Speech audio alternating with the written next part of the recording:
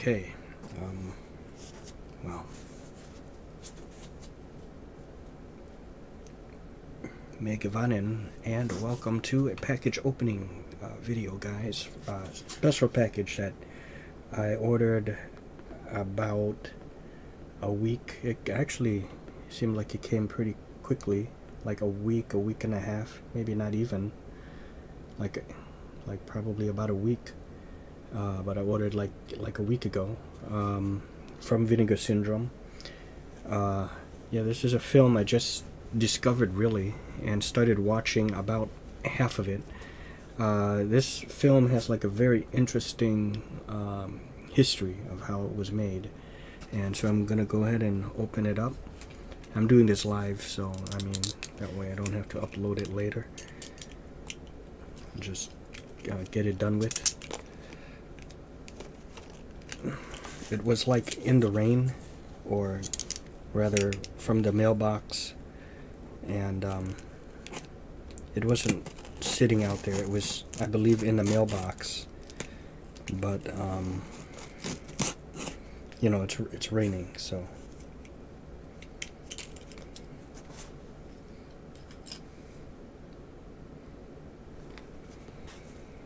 okay. All right. All right, here we go.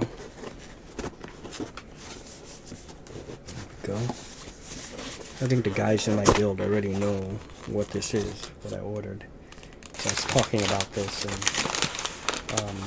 just knowing the history of how this film was made, that was the main attraction, the main draw of why I wanted to get this. Let me just go ahead and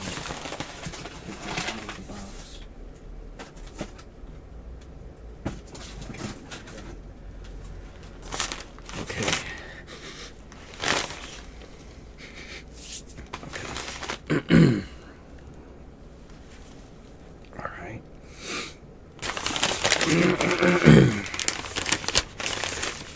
So here. Now, some of the folks in the guild know I have a thing for ninjas. So I love my ninja films. Enter the Ninja, Revenge of the Ninja, Ninja 3 Domination, Sho Kosugi, and all that. I even seen some of the Michael Dudikoff, American Ninjas, and just martial art films in general, and Cynthia Rothrock and stuff like that. You know, she's not a ninja. You know, No Retreat, No Surrender, and the last really good ninja flick to come out was, I would have to say, Ninja Assassin. It stars a guy named Rain, I believe was his name, or maybe it's just the pseudonym he goes by, or stage name. And I believe he was just a Korean actor in drama. Never did martial art films or ninja films. He doesn't know any martial arts, no background. But he pulled it off admirably, I thought. I believed him to really be a ninja, you know. And they brought Sho Kosugi back as the villain in that one, and I thought that was a great ninja flick. Well, this film here, oh, here it is. Okay. Oh, wow, okay. It's not in the shrink, it's just... Okay, so we have the calling card. Okay, Vinegar Syndrome. This film cost me $32.99 plus tax, so it came out to be about $37 with the shipping, something like that, under $40. So I think it's just an excellent price still for everything that's packed in this, and just for the documentary that this comes with alone as well, with the price of admission. And the film is New York Ninja. Okay. This is a film that was created in the 80s by the actor. I think his name is like Lou or something like the L-U-I. I can't remember his name. I think L-U-I, like however you pronounce that. Louis.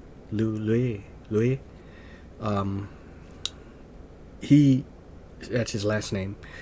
He stars in this film, I will have to double check that. I just from what I briefly read, unless I misunderstood. I have no history with this film, mind you, but it is an old film that was that began in the 80s. It was never finished, and years later, today, Vinegar Syndrome picked it up and finished the film. They added sound and put an ending to it, and so technically it's a retro 80s film that was never completed and never released. Look at this gorgeous art again. Just take that in.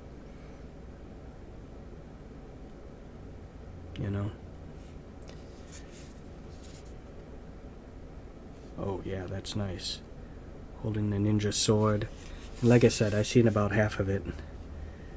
Maybe a little bit more than half. And I was liking it, and I never completed it. The fighting in this, the choreography, is actually quite good for this type of film. It has like this grindhouse kind of feel to it. This opens up very much like my Beastmaster, let's see. Hold on. Let's see. Okay, hold on. Okay, here we go. You see? So it opens up like that. It's magnetic, see? There we go. Oh, wow. Okay, look here. It's got the inside art. Look at that. Absolutely gorgeous.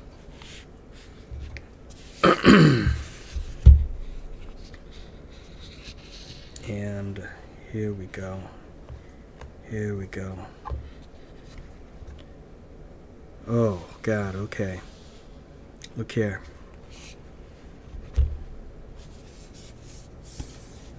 On the inside here, it has I love New York Ninja. That's cool. Okay.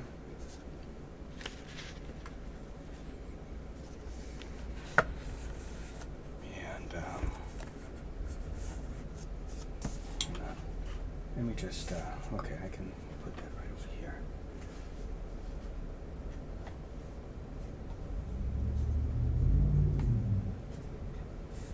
Okay. So now let's go ahead and look in the contents here. Or add the contents.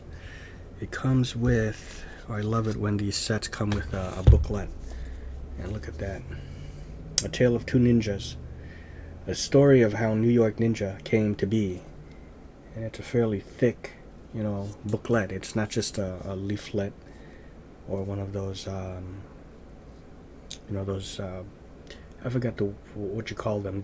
They fold out. There's a word for that. Where they it's a trifold thing. It's not like that. The Criterion stuff seemed to be coming out with that right now. Hey, thanks Zena, thanks Mike for showing up. You see the new brief promo of the Moon Knight, She-Hulk, and Ms. Marvel? I saw the first two, but not the Ms. Marvel one. They're just like 19-20 seconds. Yeah, I like that a lot. Yeah. I didn't bother doing a reaction to those since it's just so short. But oh wow. Yeah, this is so great. This is the guy, the Louis. Okay, and that's him. Of course, the ninja in the back. Let me exactly find out his name.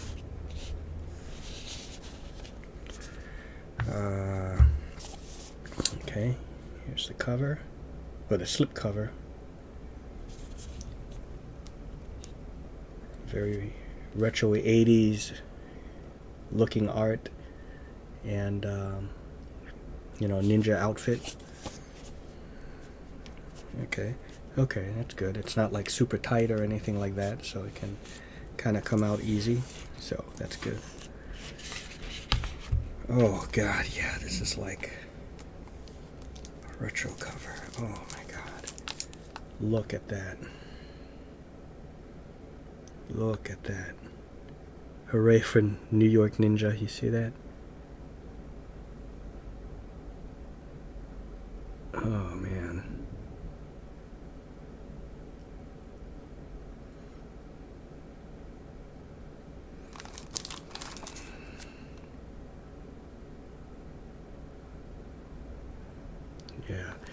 think back in the day, I can't remember the title. I was gonna say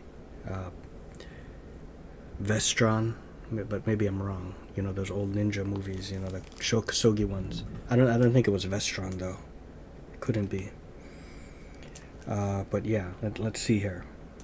The back here it says.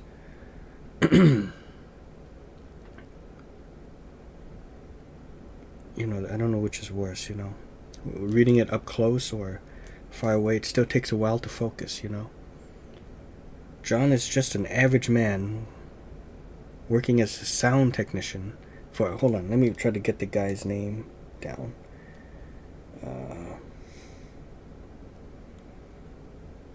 Is it even gonna say his friggin' name?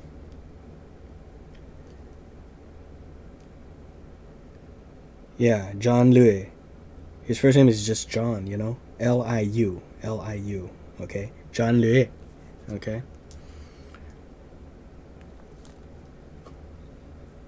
John is just an average man working as a sound technician for a New York City news station until one day his pregnant wife is brutally murdered while witnessing the kidnapping of a young woman in broad daylight. Yeah, and how just that happened, you know, and they threw her down the flight of steps down to the subway, and one of the henchmen whipped a dagger at her stomach, killing her and killing the child.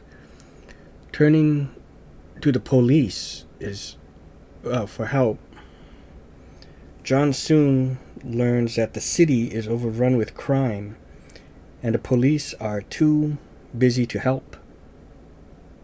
Dressing as a white ninja, John takes to the streets as a sword-wielding vigilante, hell-bent on cleaning up the streets of the city he once loved by ridding it of muggers, pickpockets, rapists, and gang members. Yeah, there's a couple rape scenes in here.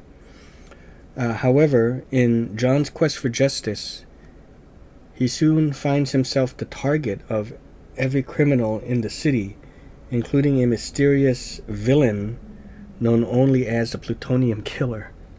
Yeah, I think that's that weirdo in the limo that I saw. Will John survive to become the hero that New York City so desperately needs? Okay, so here's a little bit about, you know, the film and its history. It will explain it far greater than I. See, and they got voice actors to, you know, because it had no sound, no dialogue, or it had dialogue but no sound with it. They had to get actors who were kind of popular, you know, during the 80s, during their heyday, to, you know, voice the actors in here. So, you know, we have like Don the Dragon Wilson, Linnea Quigley, but here we go. Originally directed by and starring martial arts actor John Liu. The Secret Rivals and Invincible Armor. In his only American production, New York Ninja was filmed entirely on 35mm in 1984. So once it starts to focus, I can really get my flow, you know what I'm saying?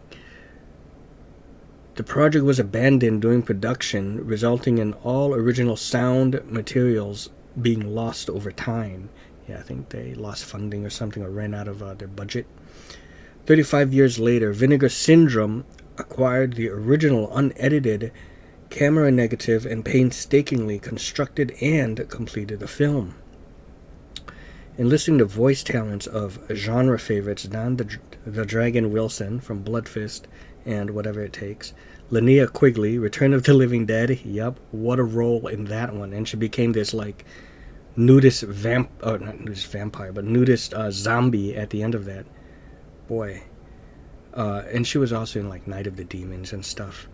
And she had a little cameo in the remake of Night of the Demons starring Shannon Elizabeth, very minor role, where she did her famous bending over and you see her butt with the panties on, you know, when giving the candy to the children.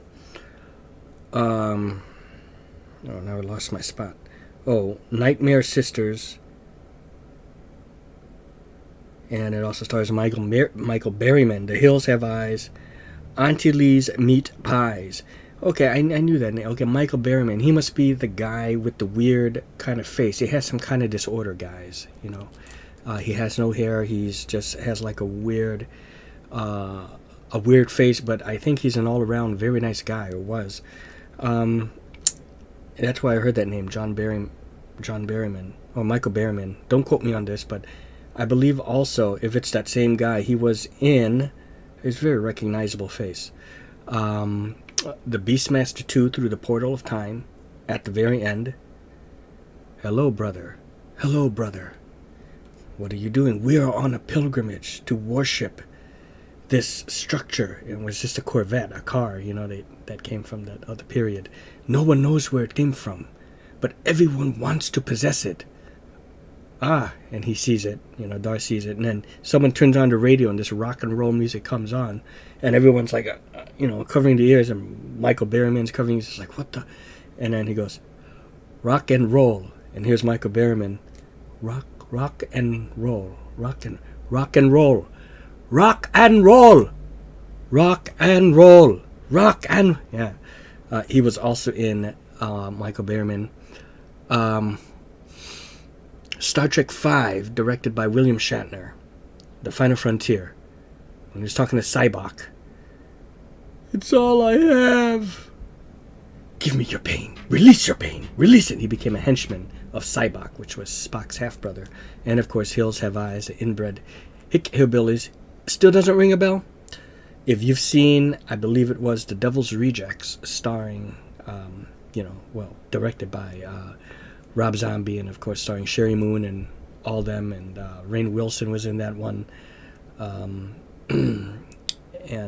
some of the others, Sid Haig. But anyways, he was the one that was friends with. I can't remember the black dude now, but I think it was Ken Foray. I could be wrong. I think it was Ken Foray, and Michael Berryman. They're both together, and he was accused of fucking the chickens. That guy over there, he looks like a chicken fucker. He goes, I'm not a chicken fucker. That's Michael Berryman. Michael Berryman was accused of fucking the chickens, of being the chicken fucker. Okay, so if you've seen The Devil's Rejects, that's him. Moving on. I'm sorry about that. Vincent Madocco, Night Hunter, L.A. Wars, Matt Mitter, The Mutilator, and Battle of the Lost Planet. Leon Isaac Kennedy, Lone Wolf McQuaid, okay, starring Chuck Norris, and of course David Carradine. Had almost like a Western feel. Pretty decent martial arts, I thought, and that fight. Upon seeing it again, seeing that fight between Chuck Norris and David Carradine, it was shorter than I remembered it. It was still okay, but I remember it being like longer. He has a very interesting fighting style, you know, in his movies, David Carradine. And Penitentiary, yeah, I remember that one. It was like a series of that. I don't know which ones I've seen, but I know I've probably seen the first one for sure, all of it, and then like bits of the second and third. Ginger Lynn Allen. That would be the porn star Ginger Lynn, guys, you know. Yeah. She was in The Devil's Rejects and Vice Academy. I don't need to go any more into detail about Ginger Lynn, but I'm very familiar with her. Let's just say, what was it? Taboo. But it was like, I think it was like Taboo 4. And that scene with her and Jamie Gillis. Okay. Anyways. I have that on Blu-ray, by the way. You can actually get those. I mean, they actually have a story. Cynthia Rothrock. Okay, she's a martial arts Hall of Famer, being a female. She started off doing, I think it was like karate or something, and she later on changed and transitioned into Kung Fu. From China O'Brien and martial law. Martial Law. Wasn't that a series starring Sammo Hung? Or maybe there was also a movie Martial Law. I don't recall. It's been so long, guys. Vinegar Syndrome Pictures is extremely proud to present this truly one-of-a-kind experience. Restored in 4K from the original camera elements, New York Ninja is finally available in all of its ridiculous, over-the-top glory for the first time ever after spending nearly 4 decades in the film obscurity and really the unknown, you know. I mean, I bet you almost very little to none knew about this, you know. So this is what's great, guys. I mean, a film like this that started in, you know, the 80s. What did it say? 84? 84. Never finished. So technically this is a 1980s flick. So, you know, but it wasn't finished until 35 years later by Vinegar Syndrome, given an ending and sound and audio dialogue dubbed into it. So this is, it's very rare to see something like this. And to be quite honest, maybe there's more like this, but I don't really think much. This is the only one that I know of that's done like this. So, yeah, it's perfect amalgamation of the old, you know, the retro 80s with the new, mostly the retro, because that's all the footage. So God, I love, there's so much going on in this shot. Just look again at this art, you know, look at that again. And that guy John Lui right there, the ninja, he can kick like that. There, you can see it. He really knows. I've seen some bad martial art films where the guy, you can tell he doesn't know how to fight. He can't kick. He just and the choreography is just bad. The choreography for something like this is surprisingly pretty well done, I have to say. Not the best, of course, and nowadays it is a lot more better, and it's not as good as the fights you see like in the Shokusogi ones, like Enter the Ninja, Ninja 3, The Domination.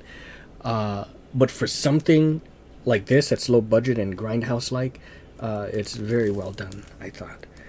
Special features, we have a commentary track with rewriter and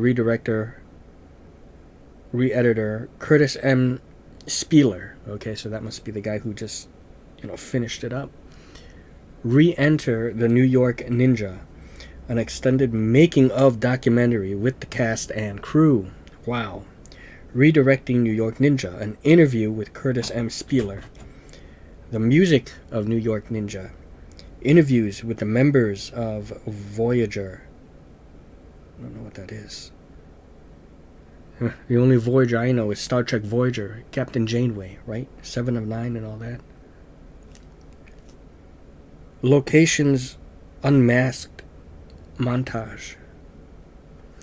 Original sizzle reel, VHS, theatrical trailer, and still gallery. Additional info.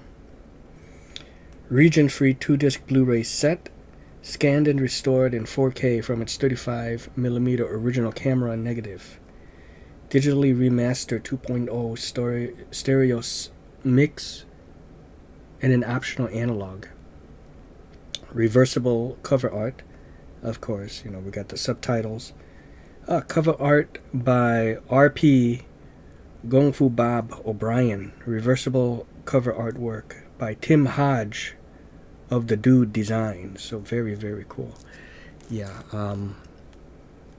I love this. And like I said, see, all those features alone, and not even talking about the film, which is actually pretty fun and entertaining for a B-flick thing. Everyone has their taste. Probably a lot of folks are going to think it's dumb, especially maybe the people nowadays and this generation, you know, and teens and kids, unless they're into this sort of thing. I'm pretty sure the majority of them are going to find this dumb. People that grew up in the retro period, I think if either their tastes have moved on or they've become too accustomed to like Marvel, which I absolutely love, you know, the Marvel and Star Wars and how the action is done in there and the storytelling, they might just lost the taste for something like this and still find it dumb. But like I said, it's not a great film. I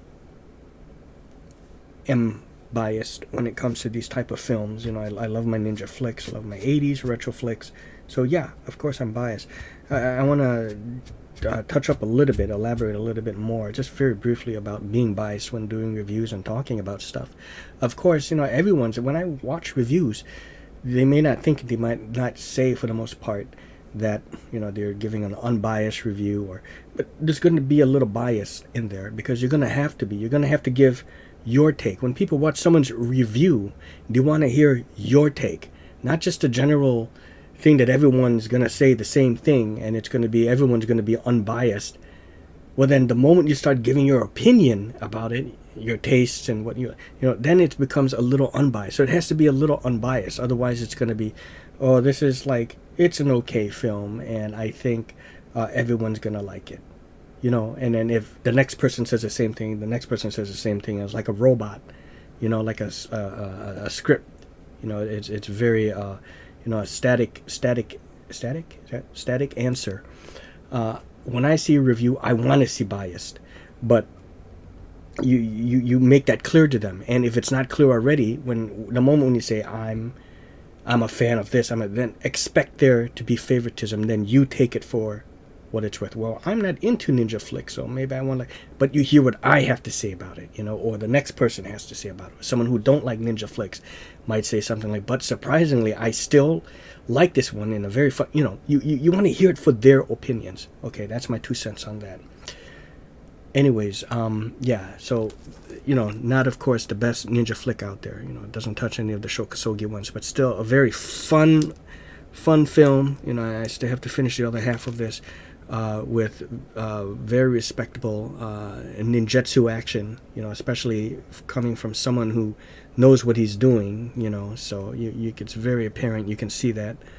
And the plot, just silly 80s, you know, plot, like, you know, a B ninja horror flick, just like you got the B fantasy flicks like Deathstalker, Sorceress, you know, with, I can't remember if we quite saw nudity now. I don't think you actually saw the nudity. I think you just saw us up to a certain point, and then they began to rape her. But then, of course, the ninja came in and saved them from being raped. So it didn't go through with that. So that's why the nudity stopped. But who knows? I still have the other half, so maybe there's still going to be nudity in this film. So I can't comment on that for you guys, whether it has that or not. So like I said, you know, I got it for the special features, and if anything, you know, if you're like a film fanatic or a student of film, get it for the special features and look at the film itself as a bonus. Or for those who are ninja lovers, you know, get it for both. You know, get it for the ninja flick, and then maybe you're not too much into the special features, but you just want to hit an old but new ninja flick that you haven't seen before, but it's actually a retro film. You know, and get it. This is and remastered, and this isn't like remastering something like I don't know, like Die Hard or 48 Hours or another 48 Hours, or you know, I don't know, Scarface or Conan, you know, an 80s flick.